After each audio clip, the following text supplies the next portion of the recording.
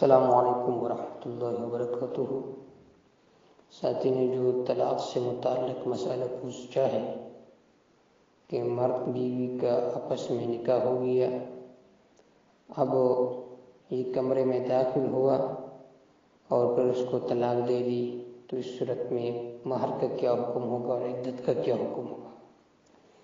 سب سے پہلے یہ بات ذہن میں رکھنی کہ جو مطلقہ غیر مدخول بہا ہو، یعنی جس کے ساتھ خاوند نے خلوت نہیں کی، تو اس کا حکم تو قرآن مجید میں صریح ذکر ہے، ثم طلقتموہن من قبل ان تمسوہن فما لکم علیہن من عدۃ تعتدونہا، کہ جن کو تم طلاق دے چکے ہو ملنے سے پہلے، تو اس میں کوئی عدت نہیں ہے، کیونکہ عدت کا جو حکمت فقہا نے ذکر فرمایا وہ استبراء رحم ہے، تاکہ نسب مشتبہ نہ رہے، اور یہ یہاں پر موجود ہی نہیں ہے۔ لیکن اگر خلوت صحیحہ ہو جائے تو اس صورت میں وہ بھی دخول کے قائم مقام ہوتا ہے۔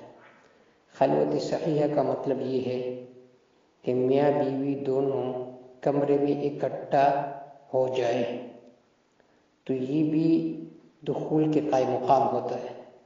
لہذا خلوت صحیحہ کے موجود ہونے کے وقت یہ عورت مدخول بہا پر سمجھی جائے گی، اور اس کو پورا مہر بھی دیا جائے گا اور اس کے لیے عدت بھی ہوگی۔